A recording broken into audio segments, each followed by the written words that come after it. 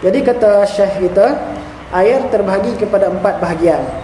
Mudah selesa kan? Yang pertama, suci lagi menyucikan. Yang kedua, suci lagi mensucikan tetapi makruh. Suci lagi menyucikan tetapi makruh. Ketiga, suci tetapi tidak menyucikan. Dan yang keempat adalah bernajis. Air yang bernajis. Jadi kita tengok satu persatu kan. Air yang suci lagi menyucikan. Ayat yang pertama adalah suci lagi menyucikan. Air yang suci lagi menyucikan ialah air mutlak. Nah, ini masuk ayat mutlak tu, ayat semata-mata ayat lah. Mutlak tu maknanya macam kita kata sembahyang sunat mutlak kan, tidak ada kaitan dengan waktu, tidak ada kaitan dengan sebab apa-apa kan. Jadi ayat mutlak ni ayat semata-mata ayat mutlak kan, bagi ayat mutlak, bukan ayat teh, bukan ayat gula, bukan ayat apa kan, ayat ah. Tu ayat mutlak kan. Sebab dia kata ayat yang suci lagi menyucikan, itu kita namakan sebagai ayat mutlak yang kekal dengan sifat kejadiannya yang telah dijadikannya oleh Allah Ta'ala. Oleh sebab itu ayat laut kita tak kata ayat garam. Dia ayat mutlak, ayat lah. Kalau ayat yang kita campur dengan garam, masin, kita panggil ayat garam, itu dia tak jadi ayat, dia tak jadi ayat mutlak. Tapi ayat laut tetap kita kata ayat mutlak. Sebab dia adalah macam tu Allah cipta dia kan. Mana cipta dia masin, mana kita bagi dia ayat mutlak kan. Dia masuk dalam bab ayat mutlak juga kan. Ayat tersebut masih dikatakan ayat mutlak walaupun ia sudah berubah dengan sebab lama ditinggal atau disebabkan tanah kan, bau tanah dan sebagainya kan, ataupun tuhlab sejenis benda hijau yang terapung di atas air disebabkan lama tinggal di dalamnya, kiambang kan. Jadi apa ni, bau kan, ikan pun bau kan kat situ kan. Bila ayat bau macam tu maknanya boleh dia dipanggil ayat mutlak ataupun tidak, tetap dipanggil ayat mutlak, tak hilang sifat mutlak dia tu kan. Sebab dia tu tak boleh kita nak apa ni, tak terkaya daripadanya kan. Tak terbebas daripada perkara tersebut. Atau bekas atau tempat mengalir seperti ia berada dalam tanah yang mempunyai belerang, atau ia mengalir di atas tanah tersebut. Semuanya ini tetap dikatakan ayat mutlak. Dia tak hilang sifat mutlak itu kan. Ini kerana ayat tersebut sukar untuk dielakkan daripada perkara-perkara tersebut kan, walaupun dia kalah, maknanya dah kalah jadi macam ayat atir susu kan. Kalau dia dah lalu kawasan tanah merah kan, itu juga tak hilang sifat mutlak dia, tetap kita panggil ayat mutlak kan. Kita boleh mandi kalau mandi wajib, dan kita boleh berwuduk dengan dia kan. Dalil yang menunjukkan kesucian ayat mutlak ialah hadis riwayat Bukhari 217 kan. Dan saya tengok dalam Fathul Bari sebenarnya 220 kan. Di sini sebut 217 kan. Dia kalau tengok dalam apa ni, susunan dalam Fathul Bari, itu hadis yang ke-220, dan lainnya daripada ada hadis yang lain lagi kan, daripada Abu Hurairah radhiyallahu anhu katanya, qama a'rabiyyun fabala fil masjid faqama ilaihi an-nasu liyaqa'u bih فقال النبي صلى الله عليه وسلم دعوه وحريقوا على بوله سجلا من ماء أو ذنوبا من ماء فإنما بعثتم ميسرين ولا تبعثوا معسرين. Seorang badui telah berdiri lalu kencing dalam masjid. Biasa kita dengar hadis ni kan, selalu kita dengar dah hadis badui kencing dalam masjid Rasulullah sallallahu alaihi wasallam. Ini kita tahu masjid Nabi bukan macam surau kita ni. Kira surau kita ni kira hebatlah. Surau kita ni ada apa? Ada kapek kan. Masjid Nabi tu maknanya, walaupun hari ni kalau kita pergi kat Mekah, kita tengok masjid Nabi ni masya-Allah cukup indah, cukup hebat kan. Tak boleh kita nak khayalkan di Malaysia kan, cantik masjid Rasulullah sallallahu alaihi wasallam, tapi Nabi tak pernah merasai keindahan tersebut. Nabi dulu masjid Nabi kan, dia apa ni, lantai dia hanya pasyak saja kan. Itu masjid Rasulullah sallallahu alaihi wasallam kan. Jadi maknanya dinding pun maknanya dengan batang tamar saja kan. Disusun di tepi itu sebagai dinding kan. Jadi kalau badui yang datang, Arab badui yang datang daripada ujung kampungnya di tengah padang pasir kan, datang ke Madinah kan, datang ke Madinah, jadi bukan dia tahu kan, bukan dia tahu perenggan kan. Jadi maknanya dia duduk ke situ, tiba-tiba dia kencing kan. Dia kencing dalam masjid Nabi sallallahu alaihi wasallam. Di banyak pengajaran hadis ni kan, yang kita tengok antara sikap Rasulullah sallallahu alaihi wasallam dan sikap Rasulullah sallallahu alaihi wasallam dalam berhadapan dengan orang yang jahil kan, macam mana kebijaksanaan Rasulullah sallallahu alaihi wasallam berhadapan dengan orang tersebut kan.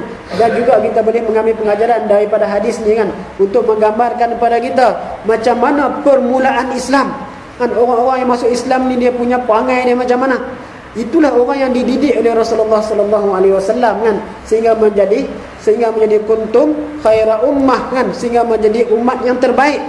Jadi kalau kita tengok peringkat awal mereka baru masuk Islam ni, masya-Allah, kencing tak tahu tempat, bahkan mereka bukan ada tandas pun kan. Zaman jahiliah kan, tidak ada tandas.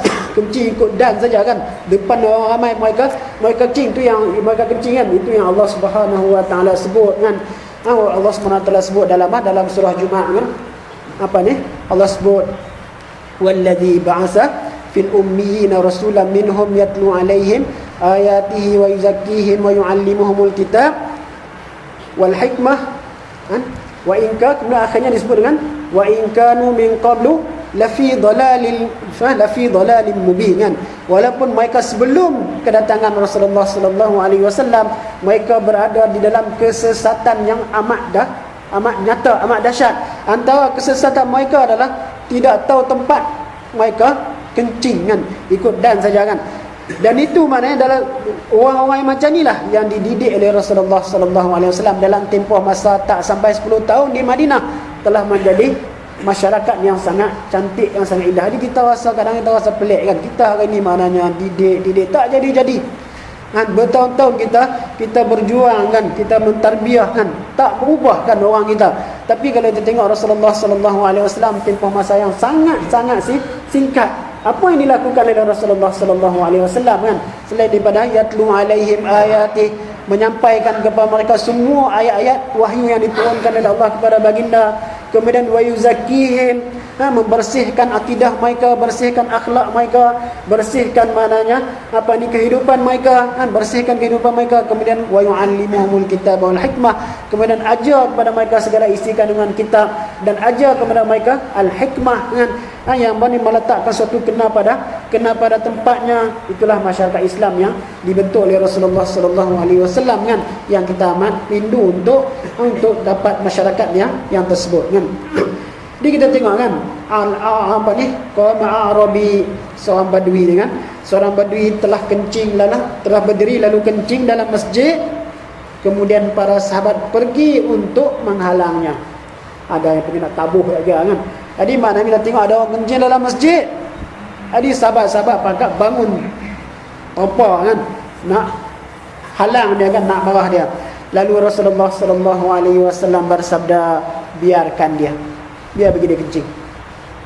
Rasulullah masih stabil kan dalam suasana yang demikian. Rasulullah sallallahu alaihi wasallam boleh kawal kan, boleh kawal. Bukan Rasulullah tak marah orang kencing dalam masjid kan, tapi Rasulullah tahu orang yang kencing ni siapa.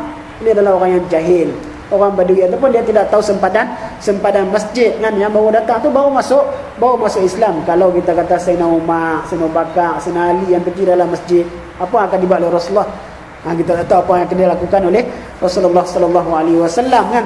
Jadi maknanya dalam bertindak dia tak sama di antara seorang dengan seorang kan. Itu yang dilakukan oleh Rasulullah sallallahu alaihi wasallam kan. Jadi Rasulullah kata biarkan. Jadi kalau pakai terpa kat dia, kawan dah kencing dah kan. Kalau kita pakai pergi dia buat macam mana? Dia pancuk atau lagi habis masjid kita kan. Jadi kalau dia kencing itu biar ada seorang-seorang dia kencing sampai selesai kan. Jadi Rasulullah sallallahu alaihi wasallam, maknanya kita tengok itu yang kita kebijaksanaan Rasulullah kan dalam bertindak. Sebab bukan Rasulullah suka, bukan Rasulullah tak marah, tapi Rasulullah tahu kalau Rasulullah marah kat dia, kalau orang kejar dia, itu akan menambah lagi masalah, akan mengotorkan lagi masjid Rasulullah sallallahu alaihi wasallam. Jadi mana dalam masalah cegah mungkar pun, dia kita tak boleh cegah mungkar ni menyebabkan mungkar lebih besar, tak boleh. Dalam ulama telah meletakkan dalam adab cegah mungkar ni memang kalau kita tahu mana sehingga ulama bincang 50-50. Maknanya cegah mungkar ni antara mungkar yang pertama dengan mungkar yang kedua. Kita halang mungkar ni, dia akan mungkar yang kedua sama-sama saja. Dia berpindah pada yang sama. Itu lebih baik kita tak payah cegah. Sebab apa? Sia-sia kerja kita. Kita roboh tempat judi kat sini, dia buat tempat sana pula. Tak ada apa, kita tak boleh nak buat apa pun. Jadi maknanya ada benda lain lagi yang kita kena lakukan kan. Jadi Rasulullah kata biarkan kan, dan tuangkan ke atas di atas air kencingnya sebab di air. Ini selepas dia selesai kencing kan, ambil air tuang. Itu maknanya yang dikatakan syahid ataupun dalil daripada air yang bersih lagi, yang suci lagi menyucikan. Jadi ayak tu bersih kan, ayak kita ambil tu bersih daripada timba, kemudian kencing tu adalah najis, kemudian kita tuang atas kencing tu, maknanya dia boleh membersihkan kencing tadi. Jadi maknanya dia pasir kan, jadi dia akan masuk ke dalam tanah, dia bersih. Kalau kita macam ni tak boleh. Kalau orang kencing kat sini kita nak buat macam mana? Dulu yang badu hak merah tu, lepas tu yang dipergunting tu, sebab nak buat macam mana lagi, kita nak tuang ayak macam mana anak, sebab tu kena jaga kan.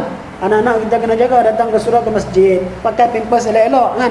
Jadi kalau boleh, maknanya yang kecil-kecil yang terkencing tak tahu tempat ni, jangan lupa datang kan. Jadi maknanya kita pakai pampers elok-elok.